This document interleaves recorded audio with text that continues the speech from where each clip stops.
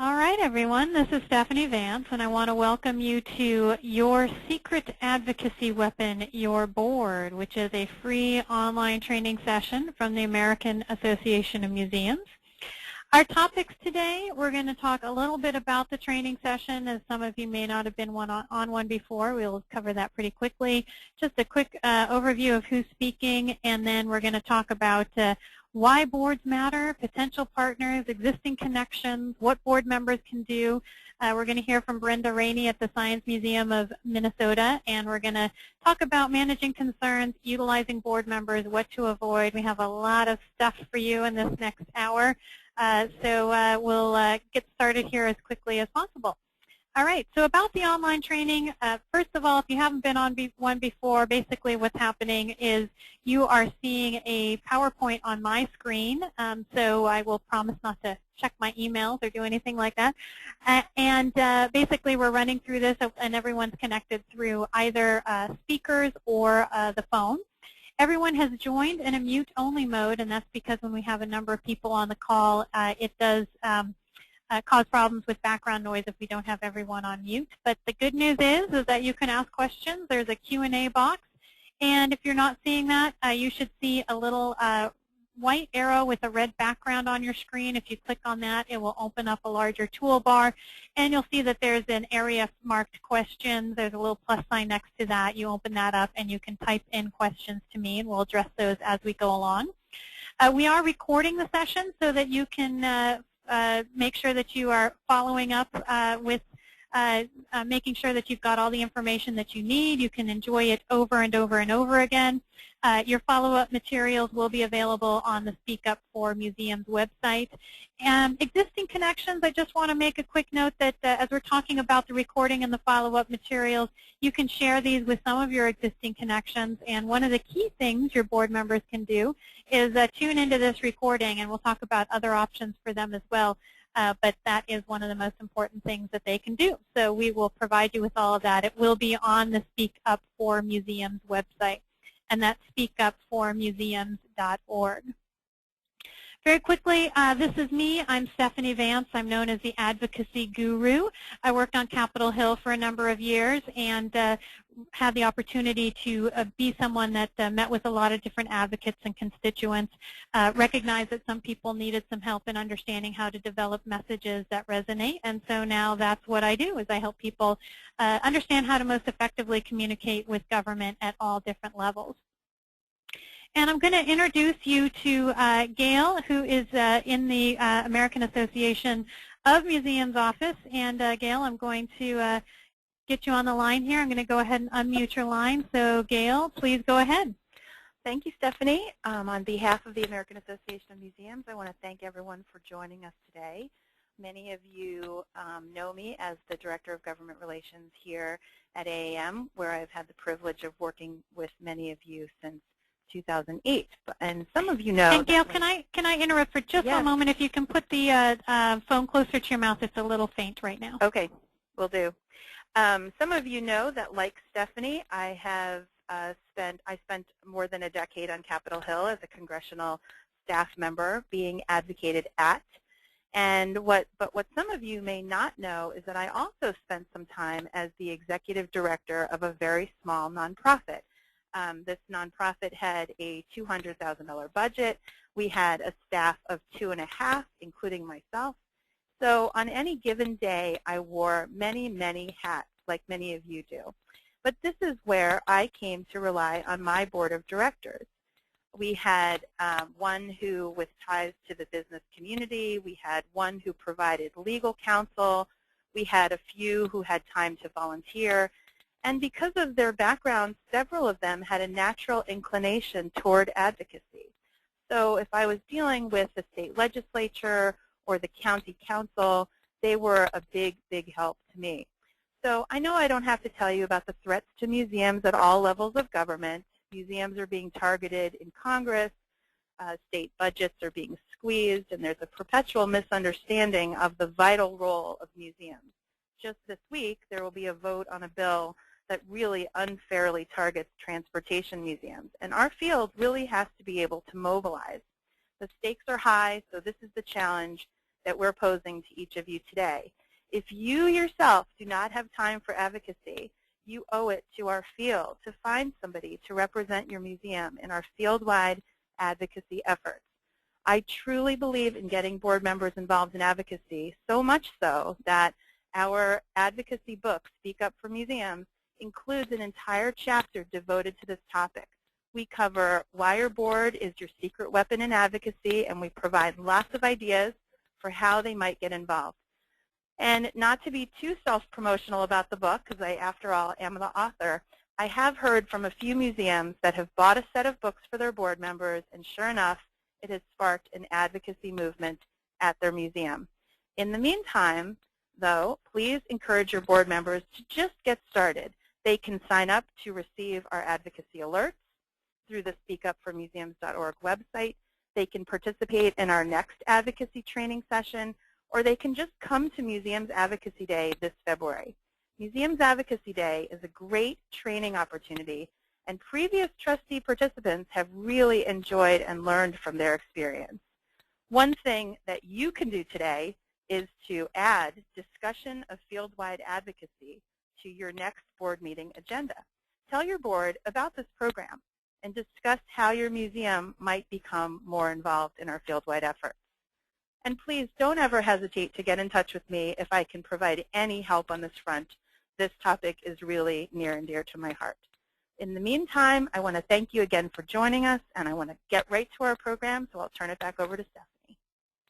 Great. Thank you, Gail. And I'm going to go ahead and mute your line, and just in case a fire engine goes by or something along those lines. As many of you know from having been on this before, I just want to start a quick poll because that will give me a sense of who's on the call. So my first question here, how many people are gathered with you to watch this session? Is it just you? I don't mean that in a pejorative sense.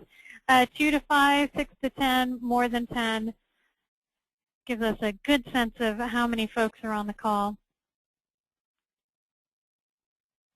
And we've got 86% of the votes in. I'll wait just 2 more seconds. 90%. I like that number. 93 even better. All right, I'm going to close the poll and share the results. So most of us, it's one person, which is great. We got a couple of folks who are having more people listen in, and just want to note that that is a really good opportunity to share with others some of the materials that we're going to be giving you today. Have you worked with your board on advocacy efforts, local, state, or federal? This is a yes, no, or sort of question. Sort of simply means that maybe you've done a little bit of asking them about it, but haven't really thought of it as advocacy, or haven't done a whole lot. I'll wait for the votes to come in on this one.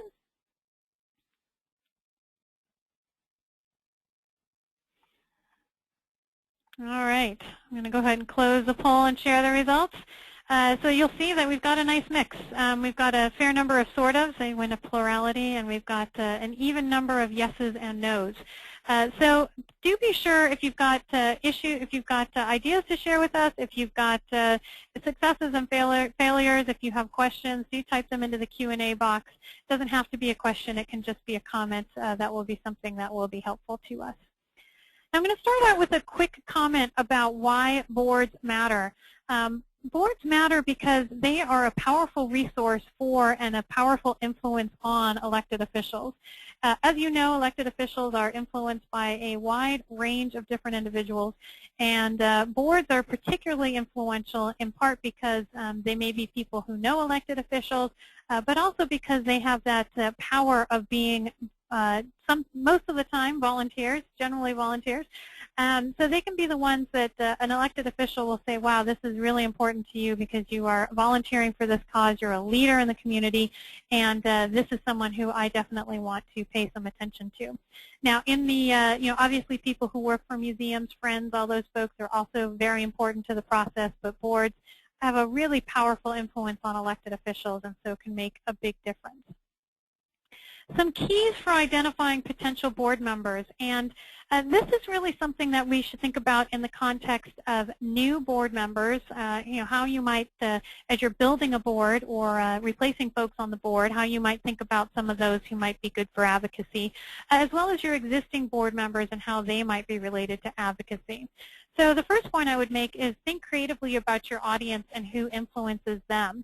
We hear a lot about newer members of Congress or more conservative members of Congress who we might be somewhat concerned about whether they would be willing to support us, and we'll talk a little bit more about that in a moment. But if you look creatively at that audience and figure out what interests them the most, and then find a board member who would be able to deliver that message, that can be a really effective way of supporting the museum. So, for example, if you're dealing with a more conservative member and you know they're very interested in the economy and jobs, that would be a good indication that you should probably get someone from your local chamber or a local business on your board. Say you have another elected official who's very interested in health care or environmental issues or some of those legislative policy issues that may not be directly related to museums. You can think creatively about that and try to get board members who are associated with those particular areas. Best way to find that out is to go to a website like congress.gov for the congressional side. You can also go to your state legislative website. And frankly, you can simply Google the biographies of some of your local, state, and federal elected officials and see what some of the policy issues are that get them up in the morning, and then see if there's any connection between that and some of the potential board members or existing board members you might have. And that's what I mean by developing your list based on that perspective. The benefits, right now everyone's thinking about the economy, everyone's thinking about job creation. So as you're finding those potential board members, it might be good to try and find some of those who are connected with that aspect of the local civil life. So again, businesses, it may be folks who are associated with educational institutions who are educating folks for the new economy and for jobs. The other thing I would mention about benefits is the kids and puppies rule. Especially in election year, we hear a lot about politicians kissing babies, maybe not so much kissing puppies, but any message that talks about the benefits to not just kids and puppies, but local values, that sort of thing is going to be a benefit that elected officials are interested in. And be proactive as you're developing your board. As turnover occurs, you might want to consider the willingness to engage in advocacy as a criteria for appointing someone to the board. A lot of times we think about how much they volunteered with the museum, their standing in the community. These are very valuable things to have in our board, and I would add to that whether they're willing to connect with local, state, and federal elected officials in support of the museum. How to find some existing connections. What I mean by that is you have board members, no doubt, who already have connections to legislators, and maybe you know that and you have that stored in your head. But sometimes it's really a good idea to get that down on paper and to simply ask. I'm always surprised when I ask people if they have connections with legislators, and someone will say, oh yeah, my cousin is a city council member, and my first thought is, why did you tell us that? But sometimes they don't tell you because you don't necessarily ask. There's a variety of ways to ask that. There are online survey tools. There's a great website that we use for surveys. It's called WUFOO, and that is WUFOO.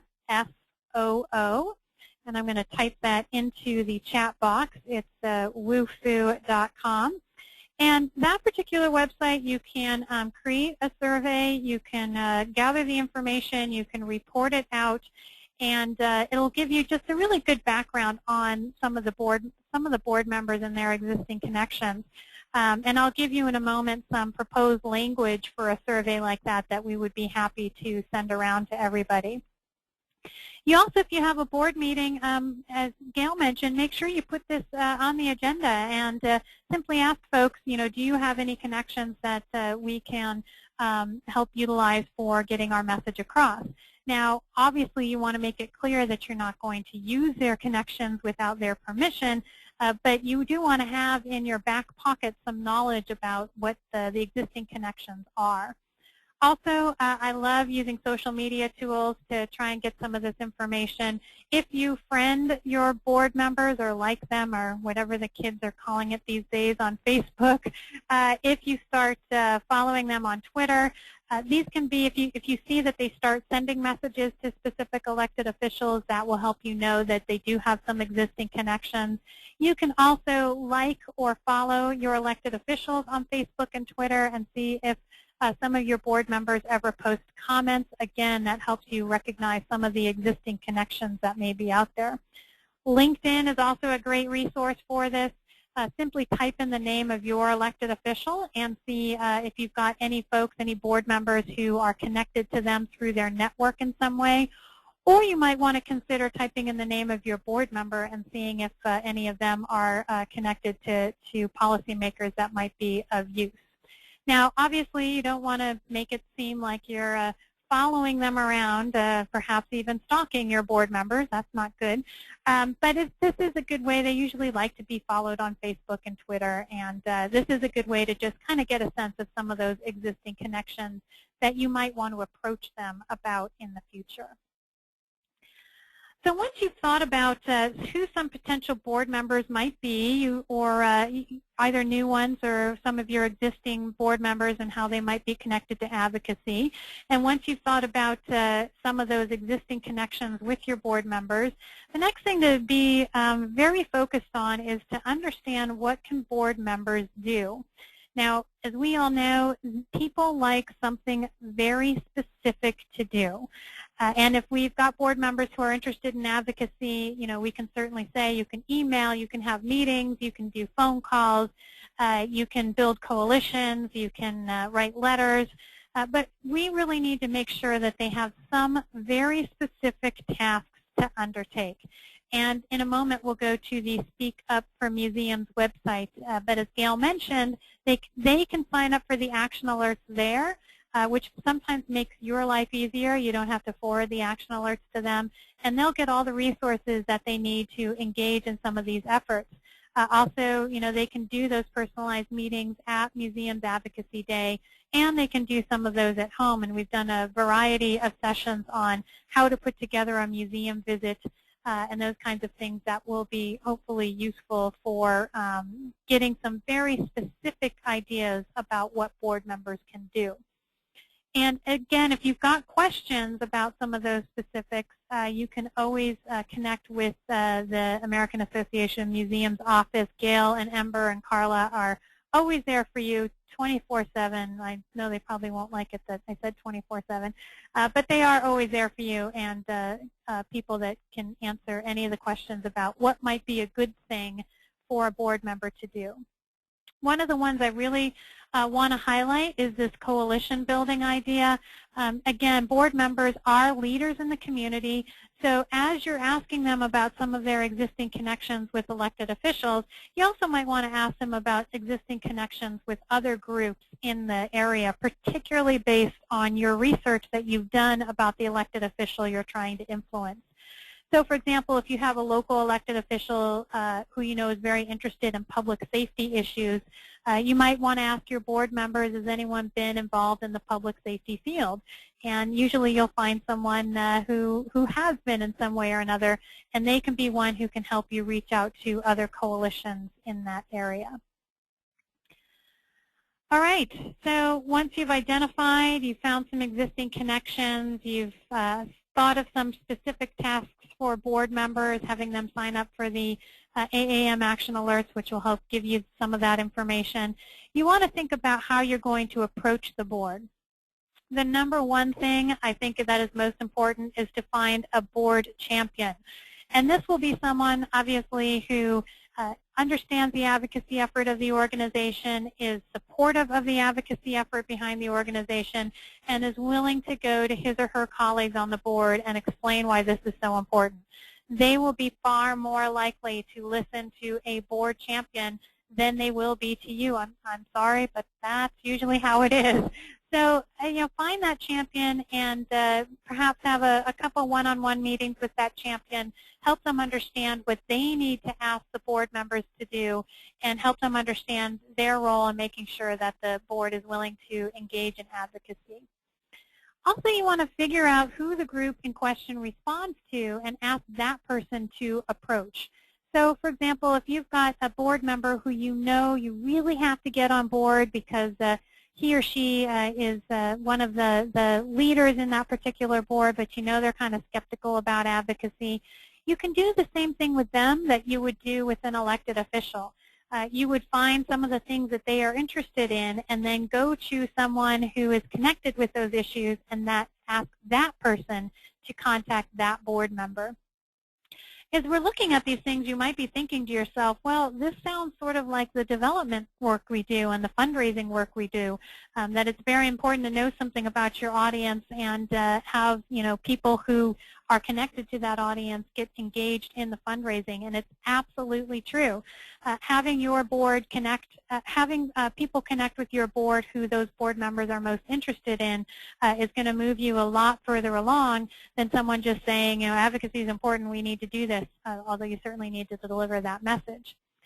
Another idea for approaching the board, and a good example of this was my former boss, Congressman Blumenauer, is what we're calling from the horse's mouth approach. This is asking an elected official to help out. Every once in a while, my old boss, Congressman Blumenauer, would feel like someone in the community should be doing some advocacy. So he was, very interested in a particular group and making sure that they got funding or policy issues passed. So he would go to them and he would say, hello, library or museum or school in our district. I recognize that you are asking for some things from the federal government that would really benefit you. You need to get more engaged in advocacy. And sometimes that's incredibly useful. You may be the ones who are constantly saying that to your board, but if a member of Congress or a staff person goes to them and says, you really need to do this, this is the way that we're going to make a difference in Washington, D.C., at the state legislature, at the city council, you'd be shocked how often that influences a board.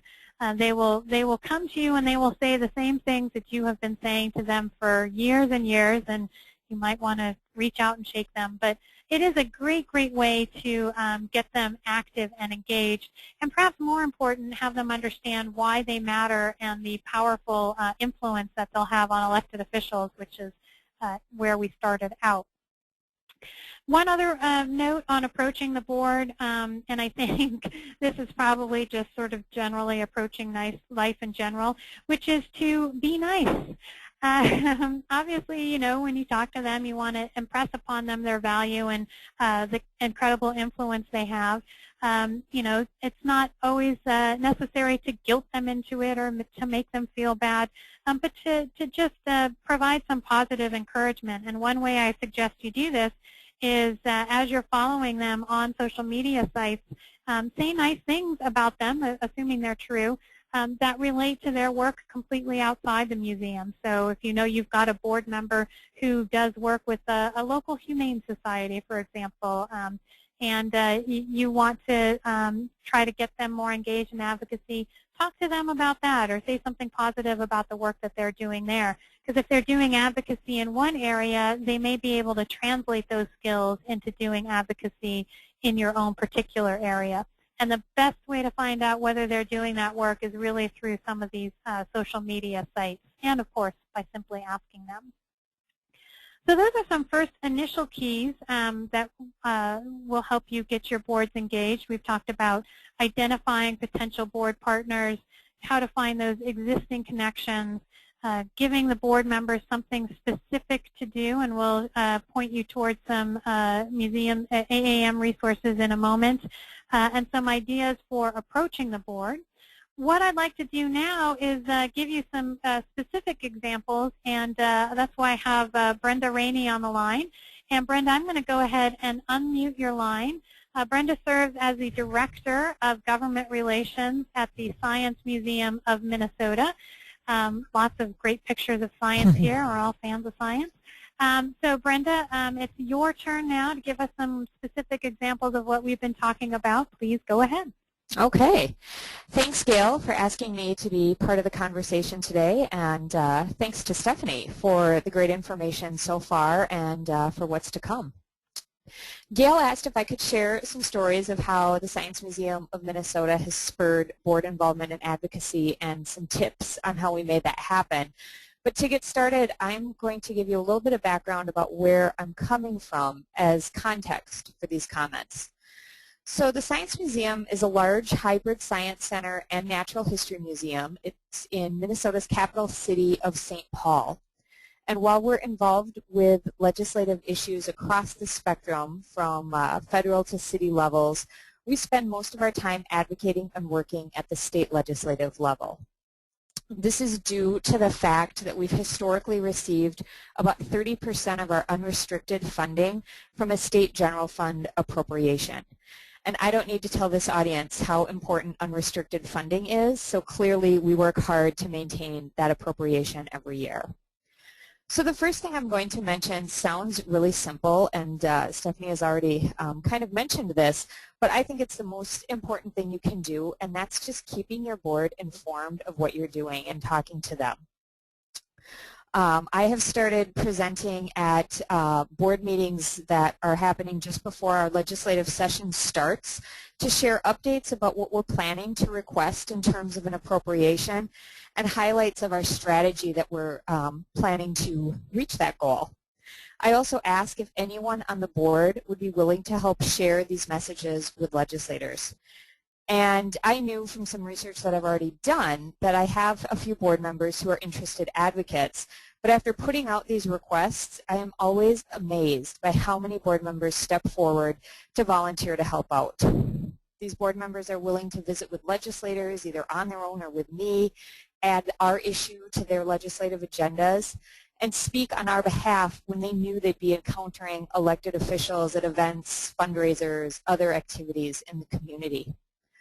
So given this outpouring of support, one thing I've had to do pretty quickly is make sure that I've had bullet points of 2 to 3 key pieces of information that I want our board members communicating when they're out and about on our behalf.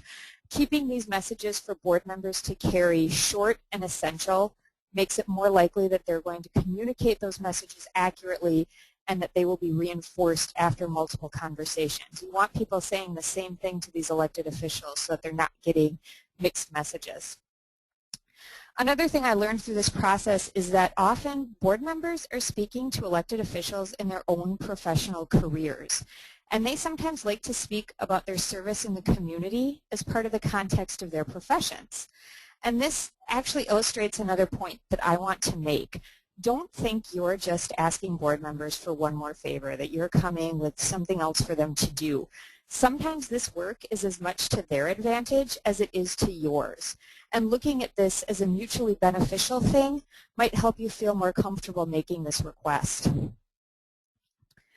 One caveat in this plan is that we all know board members are often asked to help secure private donations for institutions, and so you're going to want to work closely with colleagues in development about how to best use board members as part of your overall external strategy. The next tip I have is to take board members up on their offer to help. The worst thing you could do is have people say yes and then not have anything for them to do. So be ready for them to say yes and mobilize them right away. And I know we're going to talk about a variety of ways that board members can help. We've already talked some about that. But a few things that we've done with board members is having board members join us on legislative visits. We also make it a practice to invite key legislators to our exhibit openings and other events that we have. And we then prep any board member who will be at that event to be sure to meet and greet the legislator and thank him or her for their support of the museum. We have also invited our most interested board advocates to join me at Museum Advocacy Day this year. This is the first time we've done this. Now, only one of the board members is tentatively planning to come, but now the entire board knows about this activity and that we participate in it, and they know it's a way that they can get involved in the future. And we do all of this so that the board members can help us extend our message. We all know that the more an elected official hears your message, the more it rises in their consciousness. And we know even better that we don't have the time to be talking to all of these people all of the time. And board members are the perfect vehicle to carry your message forward. Legislators are approached all day long by people who are advocating on behalf of something. And we all know that museum professionals are in this field because they're passionate about it and they're passionate about the mission of their institutions. And that certainly shows through when you're talking to them. But your message carries a whole new level of weight with a legislator if it's delivered by a board member who's volunteering for your organization. Board members are typically respected community members, so associating your institution with them as volunteers can definitely raise your profile with a legislator who might be more familiar with that board member as a private citizen than he or she is actually familiar with your museum. So some final tips as I wrap up. Well, you might be thinking, yeah, this is easy for you to do because you're at a large museum down the street from the state capitol. And okay, that helps. But it isn't a silver bullet. And I think this work can be done at any scale and any scope. Decide what the issues are that are important to your museum and target your board advocacy work from there. If you're a museum in a smaller community, building relationships with the mayor or the city council or even the school board might be more important to you. And museums in smaller communities sometimes have bigger fish, relatively speaking, on their boards and are able to advocate on their behalf. Don't think you only have to approach your senator in Washington to make a difference for your museum. I think, on the contrary, while participating in national issues such as those promoted by AAM is absolutely important, it's often more immediately important to get your board members involved in issues closer to home. The old saying is true, all politics really is local, and board members are often highly prominent local citizens. And be strategic pairing your board members with tasks. Of course, you're going to review work and home addresses to understand what legislators represent them and their businesses, but think about other forms of affiliation as well. And I'm just going to tell one quick story. We have a board member who works for a large energy company here in Minnesota. And through her work there, she spent about 20 years building relationships with legislators on various energy committees in the House, State House and State Senate. And wouldn't you know, last year, one of those legislators was elected as the new House Majority Leader. So we made sure that we invited that board member along with us when we set up a meeting with the new leader. And I have to say, I'm pretty convinced that the fact that she was with us opened the door for this meeting and that we wouldn't have even had it had she not been involved. At the same time, we wouldn't have known about this connection if I hadn't asked our board members who they know and who they're comfortable working with. So it was truly serendipity at its best. Getting started with this kind of work can be time-consuming, but I have found that this is an area where certain board members really gravitate, and it's a great way to use their resources. Start with those that have that natural interest or affinity for this kind of work, and you will be amazed at how quickly your effort manifests. Good luck. Great. Thank you so much, Brenda. I think it's so wonderful to have some of those exact specific examples based on what we've been talking about. And it even sounds like we coordinated ahead of time, which I assure you all we did. But if you've got any questions for Brenda, you can type them into the Q&A box, and we will address them as we go along. And Brenda, I'm going to go ahead and mute your line again just to mitigate any background noise. But if you've got any additional comments to make, you can click the raise your hand button, and we will address them. And thanks. I really do appreciate you giving us that real world perspective, because sometimes inside the Beltway we don't have that. So I know I'm providing you all with shocking information. All right, so we've talked a little bit about some of the pieces before you actually start utilizing the board. So we've talked about identifying some of those board members, how to find some of their existing connections, and as Brenda pointed out, one of the best ways to do that is to ask.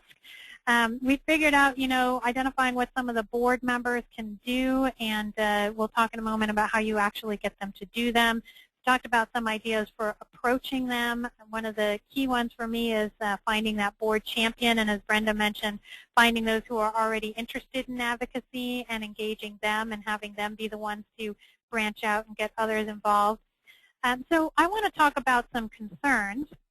And if you have a concern that is not listed here, or if you've had experience managing one of these concerns, do type in a question or comment into the Q&A box. These were the ones that we came up with. So first of all is the "we can't advocate" argument. I get a lot of this from folks who are associated with nonprofits, and if you were on one of our earlier online training sessions this year, you'll have heard some information about the charitable tax deductions and, of course, what is allowed in terms of advocacy. And as we know, the truth is that we can advocate. Even museum employees can advocate. But board members in particular, as private citizens and volunteers, have an incredible role to play in advocacy. So they certainly can advocate even though they may be associated with a nonprofit. And one of the things I always like to say to folks is no one can curtail your right as a private citizen to communicate with your government. So one of the things you can do is to help them understand the rules that say otherwise in terms of advocacy.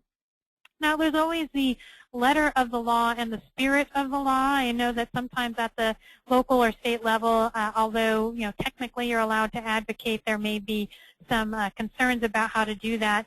And I definitely think that going to the board and saying, as a museum employee, we have not some restrictions, but some difficulties in terms of advocating. We really need the board to speak up on that. Sometimes that can be a way to motivate them. The "is it worth it" argument, I think that that's a two-pronged approach. One is we've definitely had our experiences with the Museum's Advocacy Day where folks weren't really sure it was worth it. They weren't really sure that legislators or staff people would listen to them. And they went into their meetings and they were absolutely shocked at the positive reception that they received. And I think, too, this is an opportunity to get some of the legislative staff at the local level to come in and let advocates and board members know that it is definitely worth it. And I also think here, and this kind of relates to the "all politics are messy" argument, that a lot of us feel like we have legislators that do not agree with us. We may feel that we are of one side of the aisle and they are of the other, no matter which side you're talking about. And so we think, well, they don't agree with us. It's not really a good use of our time. We don't really need to get engaged with them. The good news is that not only can you sometimes turn a legislator around, but it is definitely worth it to continue to work with them and build some of those bridges. The reason why is they do want to say yes to something. And so while in these budgetary times they may not immediately say yes to increased funding or even holding funding steady, the more you engage with them, the more you build those bridges, the more likelihood you'll have in the future that they'll recognize it as something important. And especially for board members, their input is definitely worth it because, again, politicians are far more likely to focus in on their concerns and what they're raising about the value of the museum in the community than they may be talking directly to museum employees. We also get also connected to the "politics are messy" argument is some concern that, God, what's happening in Washington, D.C. or at the state level, at the local level, very frustrating. We don't want to be engaged in it. But I think one of the main arguments there is to point out that politics are going to continue to be messy unless rational people get involved, and hopefully all of your board members, or at least most of them, are rational people. Another concern that a lot of folks have is we don't want to interfere with fundraising, and that's something that Brenda actually raised. And she made a really good point, which is making sure that you are connecting your development program with any advocacy program that you're talking to the board about. There may be concerns that you're making too many asks. One of the ways that we handle this, we do some work, for example, for public radio. And, they're always concerned, well, we don't want to ask people for too much. We don't ask them to advocate and to give money and to do these things. Is to demonstrate that these are all different ways to support something that they obviously care about. So it's not just a matter of, we're just going to give money, but it can be a way to let them know if you really want to support us, these are two things that are really critical to making sure that we can move forward.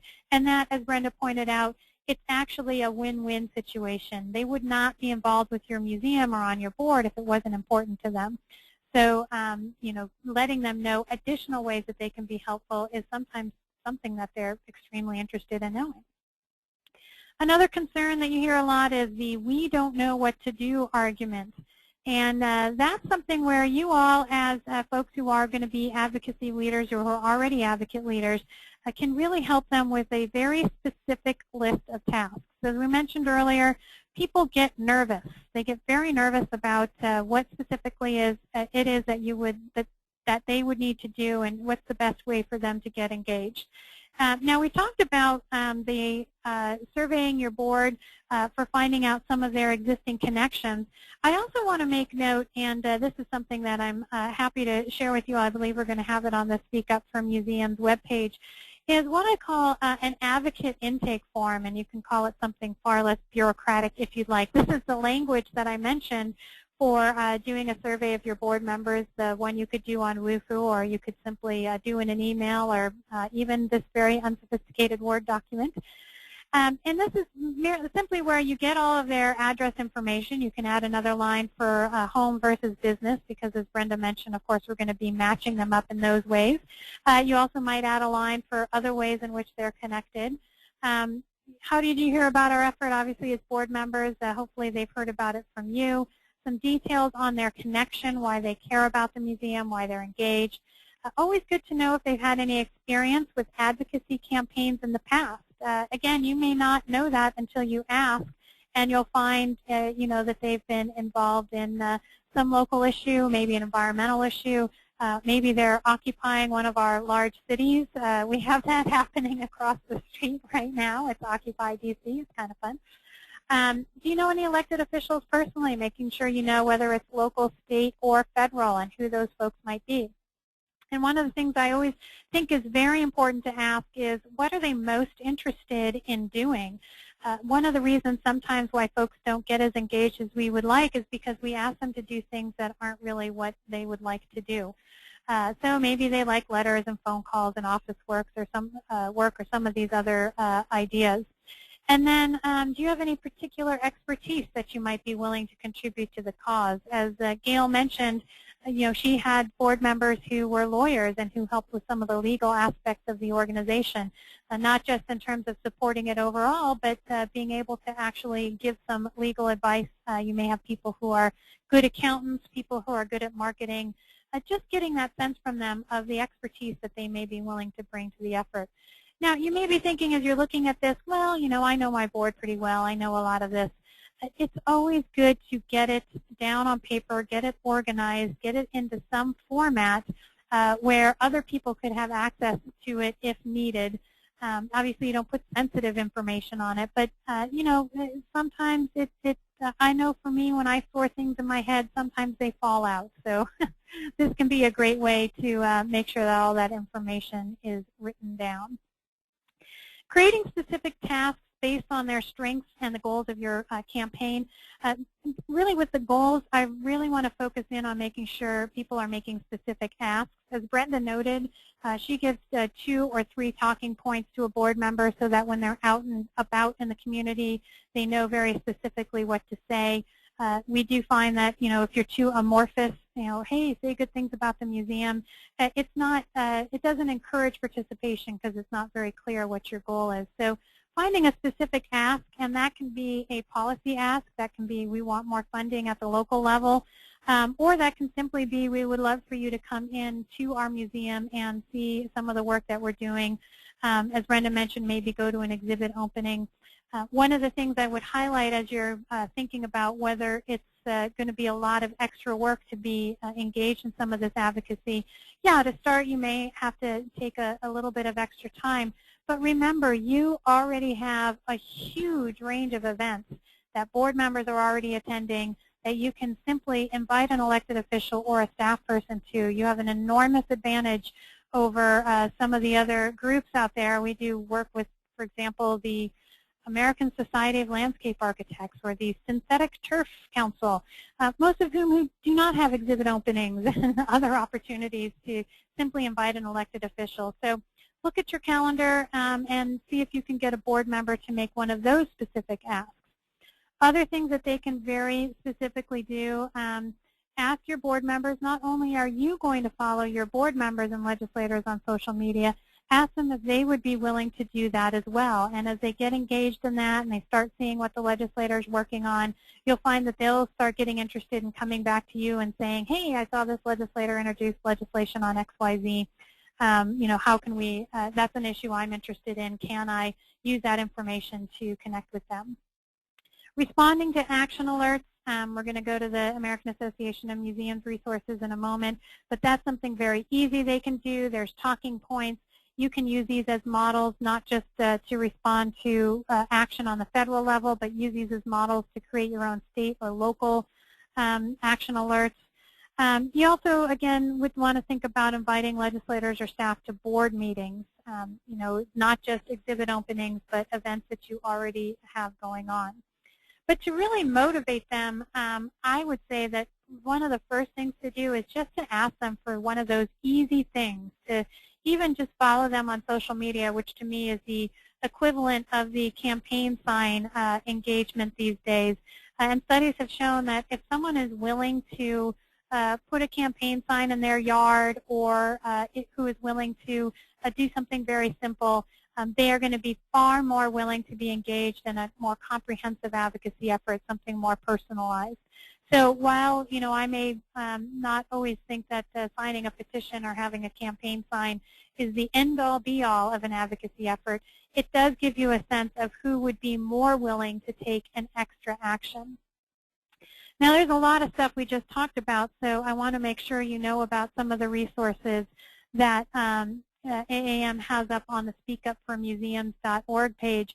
So if you just go to the speakupformuseums.org and you click on resources, you'll see that there's a lot of different materials here. We have our recordings of our online training sessions. You've got some about Congress information. So this is just a little overview of the various sites that are available to give you information on congressional history, procedures, the House, the Senate, etc. I always think that people don't need to get too buried in the details. They can simply watch Schoolhouse Rock, which is actually extremely accurate, except the part where the legislator sits down and types something on a typewriter. But other than that, it's pretty good. One of the ones that I think is really important are the e-advocacy efforts. And you can go to the Contact Congress page, and not only you, but your your board members, and this will give you some of the current action alerts that are happening. And again, you can also get to this from a variety of different pages from the home page. But if you go to the home page of this, you'll see what some of the current alerts are. Gail had mentioned the Transportation Museums issue. People can simply type in their zip code and respond to these. So make sure that they know that this resource is available and that they can access it through the Speak Up for Museums website and through their sign up for the most recent action alerts that are coming out. So again, you don't necessarily have to be the one that is sending them all this stuff. Advocacy tips and tricks, you're getting a lot of these from our online training sessions.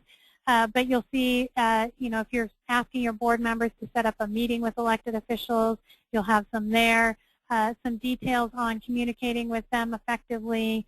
You'll also see that there's Museums Advocacy Day information here. One that I really want to highlight is the Economic Impact Form. This is something that you can fill out for your museum, or you can ask your board members to help you with. The most important thing is, you've got some of the national information here to try and get their local stories about the benefits that they believe that their museum provides to the community. And you've got some examples here. I know the Woodson Art Museum one I've looked at in the past has got some pretty pictures and such, which makes me excited because I think visuals are good. So, and the note that admission is always free, legislators like free things. So you can see all those resources are available, and perhaps most important, just at a board meeting, letting them know that they do have these online training sessions that they can have access to, maybe even showing them one or two. We did one that was on 10 specific actions you can take, for example, that I know they would be probably interested in to know all the details. And as we've been talking about, urging them to attend Museums Advocacy Day in February 2012. Even if you can get one person to come, that will really impress the elected official with the fact that the museum is important to not just you, but the community as a whole. A couple things to avoid, and then I'm going to give you a checklist that goes over all of these things. I'm just going to check in to see if we've got a note here. Is the presentation available online or for download? It's actually available for online streaming. I'm not sure if it's available for download. I don't believe it is, simply because of the size of the file. It's a pretty big file. But I do know it's available online for streaming, and in addition, the PowerPoints are available as well. So. All right, so some ideas on what to avoid in the last few minutes here. Quote unquote, using a board member's connections without permission. Obviously, when you get that information that you get from them about who they know is gold, and you do not want to spend it without their permission. So the reason why you're gathering it is so that you can quickly and easily know who to go to if you need to reach a specific legislator. It's not to go to that legislator and say, I know you know so-and-so, would you be willing? I'm speaking on their behalf, even if you don't know that they are. Now, you can, one thing I would definitely suggest is that if you're coming to Museums Advocacy Day, you've got some information about those board member connections with federal elected officials, ask them if they would be willing to let you mention that, or perhaps if they're willing to take that extra step, if they would be willing for you to bring a letter from them to the elected official, since they will be someone who that elected official knows, and their name on a letter will be important. Asking an unwilling board member to be engaged. This is, again, why I think it's important to find your champion within the board who will reach out to board members. But I also think your time is going to be really well spent finding those board members who want to do it, cultivating those who are a little on the fence or who aren't really sure what advocacy is. If you've got some who are unwilling, maybe you need to sort of mitigate some and manage some of their concerns. But it's probably not a good use of your time to try and force people to be engaged who don't want to be engaged. And not training the board appropriately on outreach techniques. You know, one of the things that I find is sometimes difficult is that you've got folks who are really passionate about the issues, but they're not always clear on how to be most effective. So they may go into a meeting and talk about their passion for the museum, but haven't really made some specific asks or really thought about how their passion for the museum translates into a policy or funding situation. So all of the resources we have available are opportunities to train them appropriately. And I know other resources like Gail's book is also a great way to do that.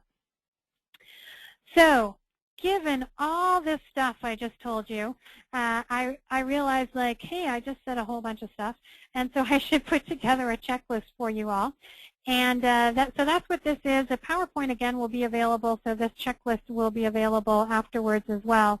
But just to quickly go over what we discussed, stacking the deck, working to recruit an advocacy-oriented board, finding that board champion, providing clear and detailed instructions on what you'd like them to do. Doesn't need to be a dissertation, doesn't need to be more than a page, just 3 or 4 things, or even if it's one very simple thing, follow your legislators on social media and building upon that. Finding the folks who have an advocacy interest, both in terms of current and future board members. Know who you're trying to influence. Know your audience, your legislative audience or your city council audience, your federal audience, and target the relevant board members to communicate with that person. Finding those existing connections, asking an elected official or staff person to put it on the agenda or speak at a board meeting. Put it on your next board meeting agenda, just a discussion about advocacy and perhaps some of the ideas that we've discussed here. Providing a one-pager on why advocacy is okay.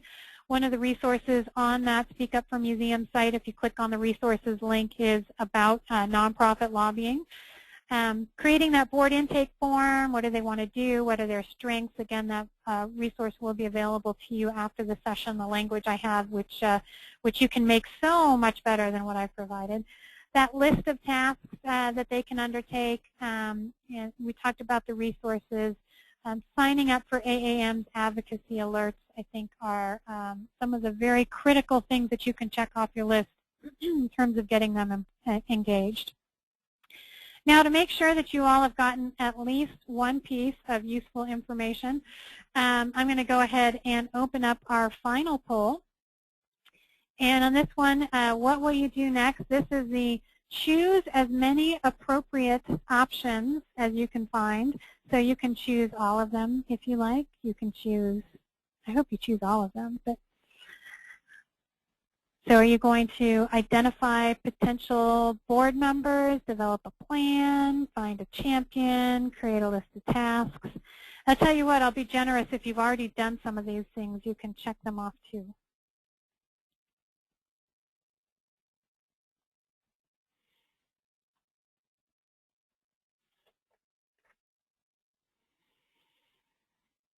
And as the votes are coming in, I'm going to check to see if we've got any questions here at this point. I think we're good on questions. We've got 67% of the votes in.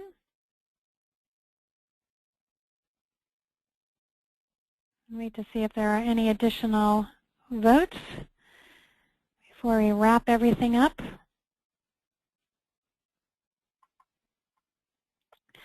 All right, I'm going to go ahead and close the poll and share the results. So the good news is we've got a lot of people who are going to be doing a lot of these different things. I do hope that the board engagement checklist will help you in this process. The one thing I would leave you with is to make sure that you all recognize, yes, there are going to be obviously certain steps you need to take that may be a little bit more than what you're doing right now, but please don't feel like this is an additional burden. You can use all of the existing resources at your disposal to start some of this engagement. So you have such a huge advantage in having opportunities, existing opportunities for engagement, not just with your board, but with your legislators, that hopefully it's a matter of taking advantage of some of those and not reinventing the wheel. So with that, I'm going to let you out into the world to go and advocate. I hope you've gotten some ideas here, and we look forward to, quote unquote, seeing you on the next online training session. Thanks so much.